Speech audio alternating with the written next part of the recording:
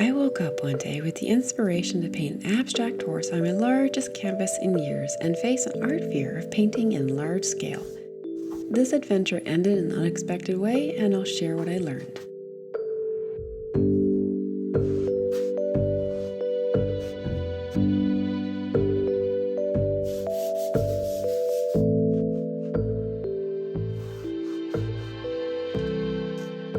I haven't painted a large canvas in 14 years, so I wonder if I can do it. I used to create artistic projects outside my comfort zone every day, and I learned a process for success. I start with simple, easy tasks that are not scary, like priming. Applying gesso is almost fun for me.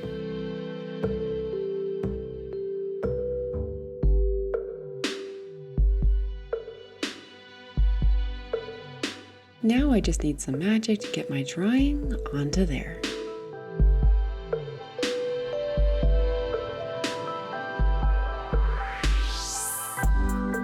The magic is a tip I learned from a graphic design teacher, good old transfer paper.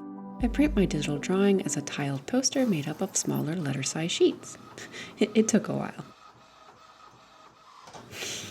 My dancing plants.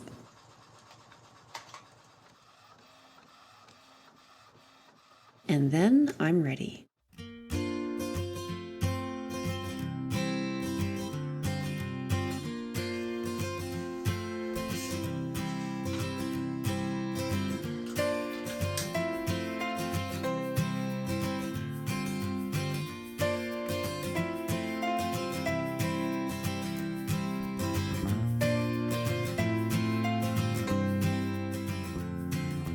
I'm nervous to paint this large, and yet, wow, that looks so cool at this size.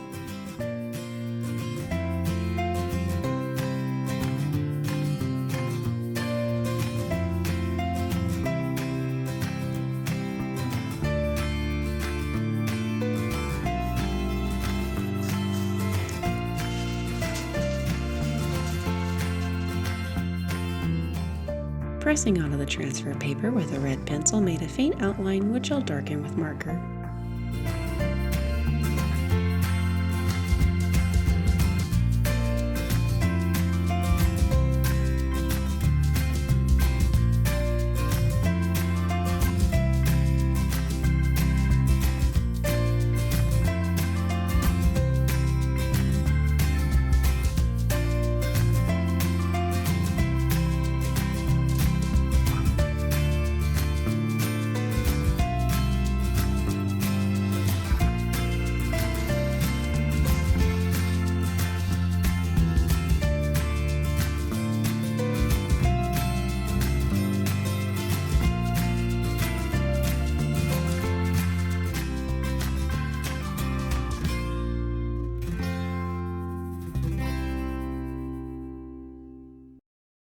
Back when I was designing daily projects that seemed daunting, I learned that perhaps the scariest thing about approaching something new in art is just uncertainty. Like the uncertainty about where to begin, how to proceed, and how it will look in the end. Given it was my job, I didn't have time to sit with that uncertainty, and that's when I learned to start with simple tasks. As for the uncertainty of how to proceed, that's when I learned the value in sketches. These quick studies in composition, line, and color make the future visible to the present. I knew before starting this canvas that I wanted vibrant turquoise and pink colors as inspired by the outro graphic in my printmaking video. I thought it would be so cool as a large painting, and yet I still wasn't sure exactly how I wanted the painting to look.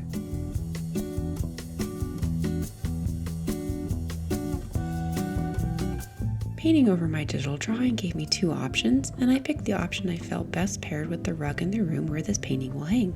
This gave me confidence to proceed. Also, can I say how excited I am to have this mare and clay, printed shirt, and now canvas too? I love using the same concept to create variations on a theme like that. Another way I help to make a challenging project feel less scary is to find some part of the process I can look forward to, something that makes me feel excited to create.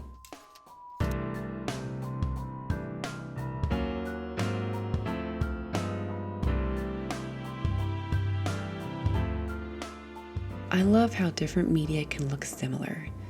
I've been painting a lot with oils lately, and now that I'm returning to acrylics for this horse, I want to see if I can use the methods and techniques I learned from oil painting.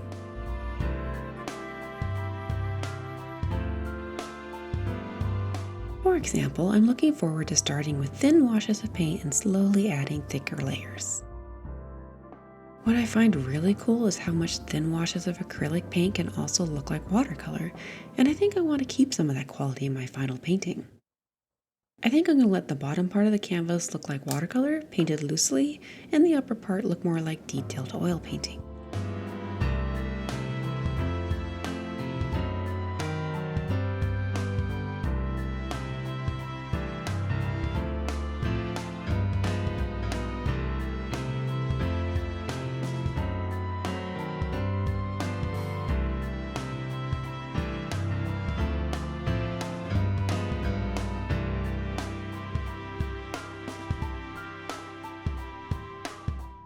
At this point, I run into a new challenge. The tube colors are a bit more vibrant than I intended.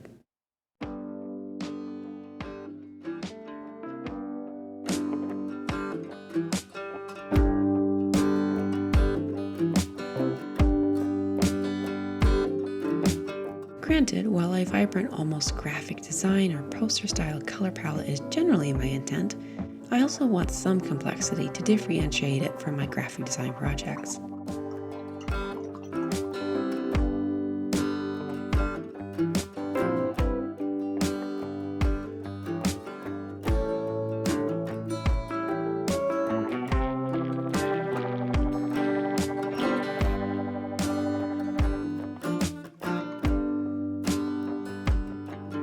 To help create that complexity, I lean into a color theory technique called neutralizing, which helps reduce the vibrancy and create more earthy colors. Remember our early color classes? We're learning about the primary colors, mixing blue and yellow to get green, mixing complementary colors. Color neutralizing takes that a step further. At its simplest, color neutralizing happens when you mix two complementary colors together. When mixed, the two complements, colors that sit on the opposite ends of the color wheel, create a dull result, or in other words, a less saturated result. My background color is essentially a type of green, and using a special color wheel chart, I can find its complement. I add just a little of that complementary color, and now I have a mix that feels similar yet less intense. This is more what I was hoping for. Now I'm cooking with gas.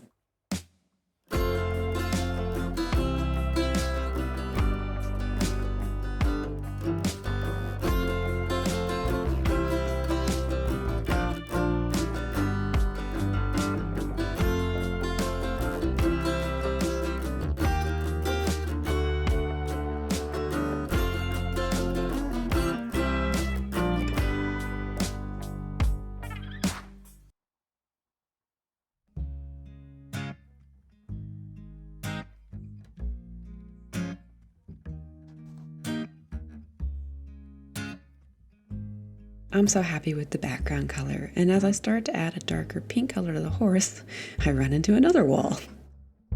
I'm just not feeling it. With each brushstroke, I'm a little less in love with it and a little more lost. Why do I dislike it? What do I need to do next?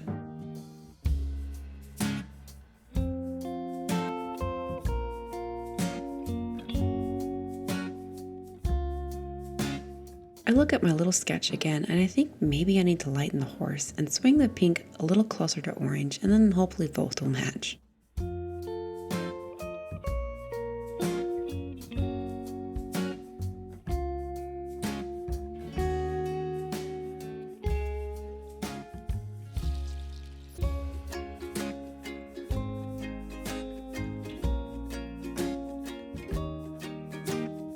I'm finding more and more that the active process of starting and proceeding to make art often is always the solution to so many of my art challenges. As I'm starting to see this horse emerge and look more like what I have in my mind, I'm starting to fall in love with each brushstrokes and feelings of uncertainty fade away. I can finally roll up my sleeves and take joy in making those thick, gorgeous brushstrokes that mimic the texture of an oil painting, and now something wonderful is happening. I'm finding the giant size of this canvas is incredibly forgiving. If one of my brushstrokes is a little off, as a whole the painting still looks pretty good. I'm discovering so much freedom from working at this size. I wonder, is this my preferred size? Have I been constraining my creativity with smaller works all these years? Have I found a new passion?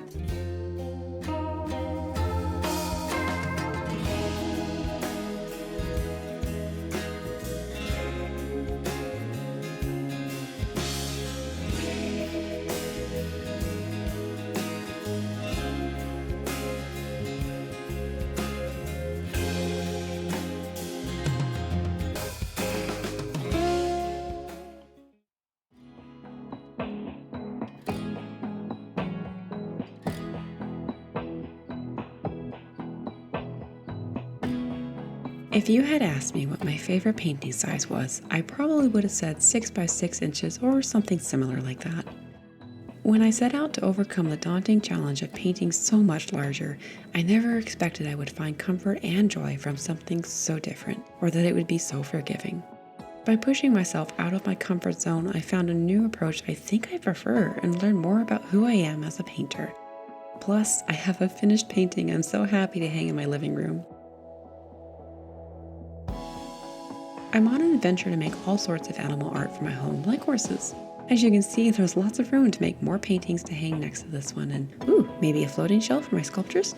If that sounds fun, I'd love to bring you along on the journey when you subscribe.